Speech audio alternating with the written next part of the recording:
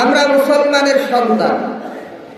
আমাদের সৃষ্টিকর্তা আল্লাহ, আমাদের নবী, শেষ নবী মুহাম্মদ সাল্লাল্লাহু আলাইহি ওয়াসাল্লাম, তিনি আমাদের রব আল্লাহ তাআলার পক্ষ থেকে যে বিধানাবলী নিয়ে এসেছেন, যে দিক নির্দেশনা নিয়ে এসেছেন, যে ওহীর বাণী নিয়ে এসেছেন, তার আলোকে আমাদের জীবন পরিচালনা করতে হবে। যদি তার দেওয়া নীতি অনুসরণ না করে, শয়তানের ধোঁকায় পড়ে, পশ্চিমাদের রীতিনীতি অনুসরণ করে, বাঙালিদের ঐতিহ্য জাতীয়তাবাদ বলে আমরা যদি স্লোগান চালিয়ে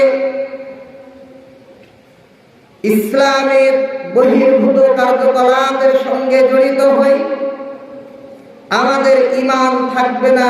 ঈমান কখন চলে যাবে আমরা বুঝতেও পারবো না।